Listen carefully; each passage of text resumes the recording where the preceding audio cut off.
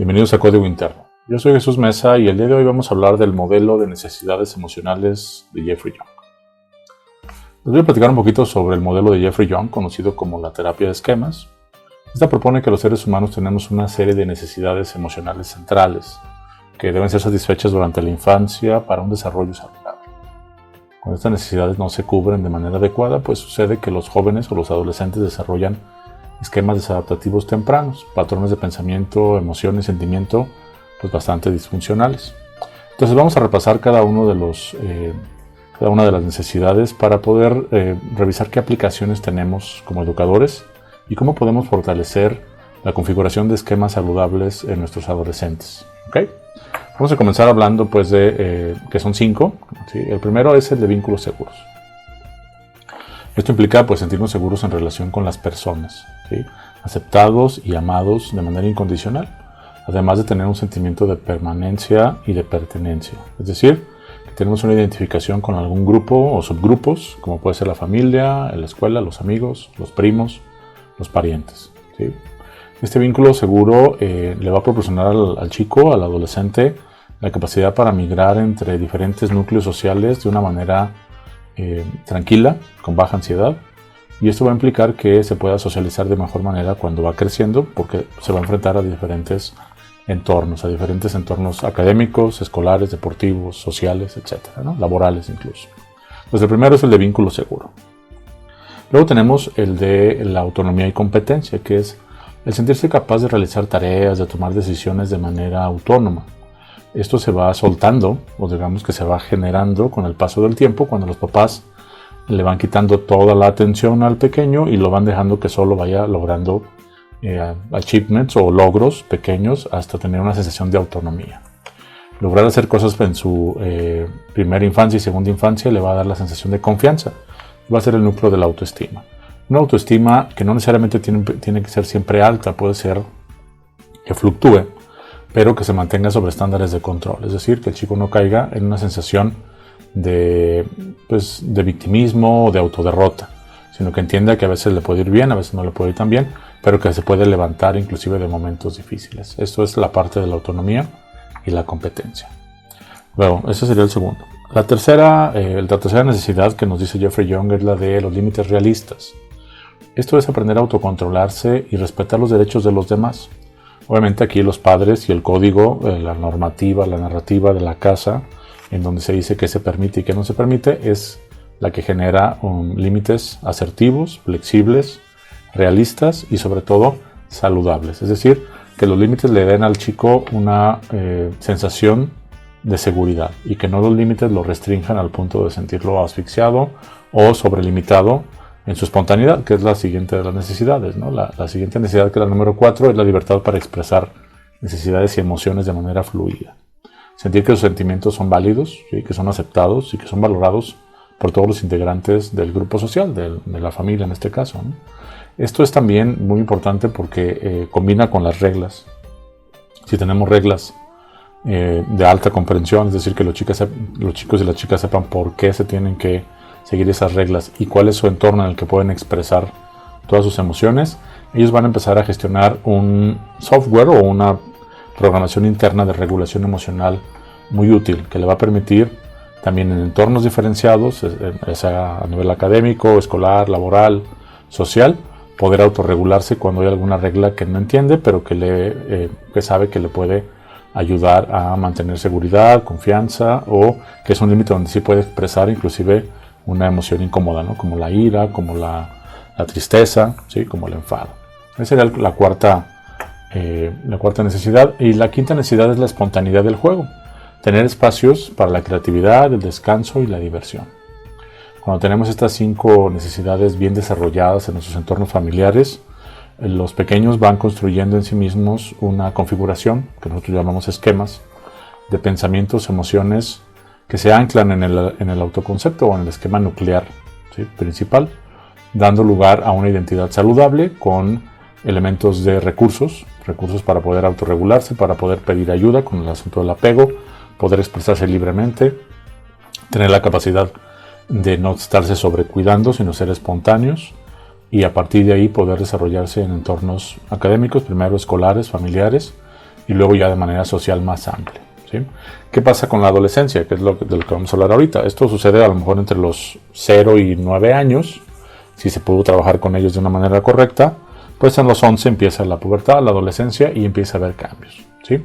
Y aquí es importante tener en cuenta que pues no hay padre bueno total, no hay padre perfecto, no hay maestro perfecto, ni hay alumno o hijo totalmente sesgado o distraído.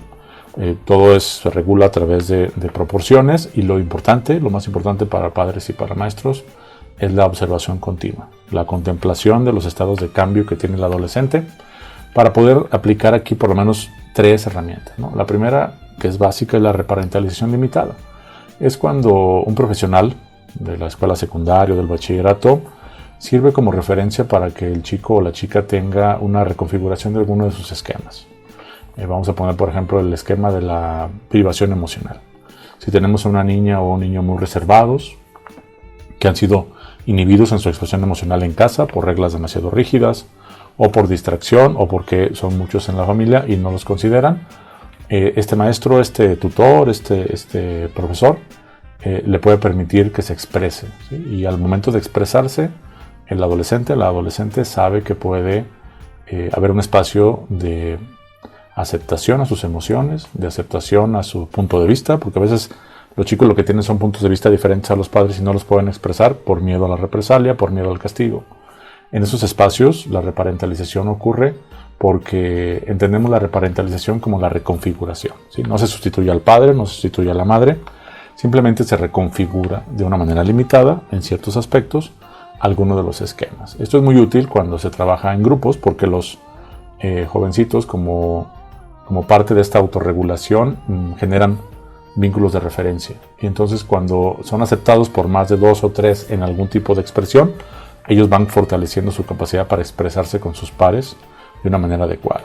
Con un adulto, ya sea un maestro, un tutor, una psicóloga, un consejero, tiene que haber un rapport y un protocolo para que el joven pueda confiar en el adulto. A veces eso es lo que más limita el trabajo de los tutores, ¿no? Que el adolescente pueda confiar en el adulto, porque a veces viene pues de una desconfianza con sus familias, ¿no? Con sus abuelos, con sus padres, con sus tíos, con quienes han sido sus figuras de referencia, con quienes no se lleva bien, entonces le cuesta trabajo abrirse, ¿no? A veces se abren más bien con otros iguales, que hay que tener ahí cuidado para ver cuáles son las normas y reglas de ese subgrupo, para que sea un subgrupo pues saludable, ¿no? Que lleve a los chicos a esa reconfiguración limitada o enfocada en ciertos aspectos de sus esquemas que se están consolidando, que se van a consolidar tal vez hasta los 22, 23 años. A partir de ahí pues entra la etapa de adultez, una adultez joven, una adultez inexperta, pero ya con elementos mucho más consolidados, que de todas maneras la neuroplasticidad nos dice que siguen cambiando, pero que cambian ya de manera un poco diferente. Ese es el primero de las herramientas para trabajar con adolescentes. El segundo es la identificación de los modos. Estos modos son los personajes que tiene el adolescente. Podemos ver que hay un polimorfismo, como decía Sigmund Freud, en el niño, ¿no? En el adolescente no ocurre tanto así como un polimorfismo, pero sí marcadas diferencias de un momento a otro, en donde en algún momento pueden ser muy vulnerables, en otro momento pueden ser muy críticos con ellos mismos o con otros. En otros momentos pueden pasar como apáticos, como que se van de lado. Y esto es porque están calibrando, ¿sí? Están regulando, están ajustando su sistema de comunicación social. No es que tengan ninguna falla. A nivel biológico está ocurriendo un recableado. Si hay un recableado importante, hay secreciones a veces mucho más exacerbadas a través de los componentes hormonales sexuales, de epinefrina, de oxitocina. Entonces los apegos son más profundos. Como todavía no saben regular, porque sus lóbulos prefrontales están en configuración, pues pueden tener arranques de impulsividad más altos, están entrenando su amígdala para poder estar en calma cuando hay una situación de riesgo, amenaza, cuando viene un examen difícil, cuando viene un proyecto. Y esto se hace de manera, es como un laboratorio cerebral continuo de más de 5 años, en donde el adolescente pues queda muy agotado, pero queda configurado, ¿no? Entonces, trabajar con estos modos es muy importante. Lo primero es que hay que identificarlos y no hay que hacer ningún juicio. Salvo que haya alguna condición legal en donde algún alumno, algún jovencito atente contra la seguridad de sí mismo o de alguien más, es importante que haya una buena contención. Que la contención sea del respeto a tu emoción, respeto a tu modo vulnerable, respeto a tu modo punitivo, de autocastigo, sin que te hagas daño, obviamente. Te cuido, te protejo y te permito que lo reflexiones para que hagas el cableado de los lóbulos prefrontales y tengas alguna referencia de cómo atender ese estado de ansiedad que en otro momento te desbordó y te tuviste que salir del examen y perdiste la materia, etcétera, y que ahora lo puedes llevar a cabo, ¿sí?, de una manera mucho más controlada y con mejores probabilidades de éxito, obviamente, ¿no? Entonces, ¿cuáles son los que ocurren más en el adolescente? Bueno, yo dije que el niño vulnerable, el crítico interno, es muy, muy importante, el niño enojado. Luego también aparecen como la proyección, ¿sí?, de los esquemas que ellos están viviendo en casa. Es decir, cuando tienen a través de un padre o una madre una crítica demandante, ¿sí?, como demandante de mucha atención, ellos se pueden convertir en eso, ¿no? ¿Por qué? Porque hay diferentes modos de afrontamiento. Hay tres, básicamente, ¿no? El primer modo de afrontamiento puede ser el rendimiento al esquema.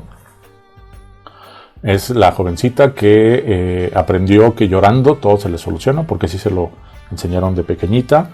Y entonces la adolescente reprueba una materia y se la pasa llorando 2 días hasta que la mamá o el papá va a hablar a la escuela a ver si le permiten hacer otro examen. Ese es un rendimiento al niño vulnerable, ¿no? El otro es la evasión, es decir, no pasó nada, me volteo, como que hago como que no existe, y en esa evasión, pues bueno, se puede hacer más grande la bola de nieve, o puede ser que se mantenga ahí, pero de todas maneras se tiene que atender, ¿sí? El modo de afrontamiento pues más riesgoso, más amenazante es la rebeldía extrema, ¿no?, que es una sobrecompensación, ¿sí?, o el aislamiento que decíamos, ¿no? Me evado y hago como que no pasa nada, y entonces ahí dejo que las cosas se hagan más maduras, a veces se pueden pudrir, y ya cuando hay problemas más graves, pues tiene que salir alguien a resolverlos. Entonces, los modos de afrontamiento son importantísimos, ¿sí?, porque eso nos va a permitir mapear de una manera mucho más amplia el comportamiento de los adolescentes. Obviamente trabajan individual de una manera y en grupo de otra, porque hay ciertas complejidades y coaliciones que se realizan a través de un grupo, ¿no? Ya cuando hablamos de un grupo de adolescentes tendremos que hablar desde el modelo de la complejidad de otros epifenómenos emergentes. ¿Cómo le podemos hacer como tutores, ¿no? Aquí sería lo más relevante. A ver, yo soy tutor de un adolescente, identifico que tiene, en principio, 2 necesidades, ¿sí?, no satisfechas, como por ejemplo la de espontaneidad, la de juego, porque ha estado demasiado cohibido, porque hay demasiadas reglas en casa. Eres una persona, es un chico o una chica que tiene limitaciones a nivel de trabajo en equipo, y todo lo que voy a hacer es una reparentalización, es decir, le voy a abrir un espacio donde le pueda escuchar, donde pueda sanear ese enfado. Tal vez el niño o la niña, el adolescente, están enojados en su casa porque no les permiten contar lo bueno y lo malo que les sucede, y aquí sí se puede, ¿no? Entonces el tutor abre un espacio, hace una contención, pero identificando, no nada más escuchando de manera indiscriminada, sino enfocándose a cómo se puede resolver esa necesidad que ya se observó o que ya se midió de alguna manera, ¿no? Otra necesidad que puede tener también truncada es la de autonomía, ¿sí? A lo mejor el papá o la mamá, cuando ve que no le salen las cosas, se las hacen ellos, y entonces el niño se siente dependiente o no competente. Ahí lo que hay que hacer es ayudarles a que desarrollen pequeños logros de competencia que les permitan crear un autoconcepto de mayor relevancia en cuanto a la autoeficacia. El adolescente que empieza a sentirse eficaz en sí mismo, que puede leer un capítulo y sacar un resumen, que puede abrir un pequeño espacio para platicar lo que está haciendo y que se siente aceptado por un mayor, va a empezar a generar ese sentimiento de autoeficacia, lo cual va a derivar más adelante en lo que nosotros conocemos como el trabajo con el adulto sano. Los adultos no somos necesariamente las personas que tengamos mucha edad, configuran, ¿sí?, su forma de trabajar a través de referencias, a través de creencias, a través de experiencias que dan lugar a una conducta obviamente saludable, legal, asertiva, moral, pero que también generan en las demás personas el gusto por la interacción. Es decir, son personas que tienen bastantes buenos amigos, que tienen buenas relaciones, que trabajan bien en su trabajo, que se sienten a gusto con ellos mismos, y esto se configura en esta última etapa en la adolescencia. Yo soy Jesús Mesa, les agradezco por quedarse aquí hasta el final de este episodio especial. Ojalá que sea de utilidad esta información que estamos compartiendo. Estamos a sus órdenes en las redes sociales. Entonces, pues bueno, un gusto siempre estar compartiendo esta información y nos vemos en la próxima.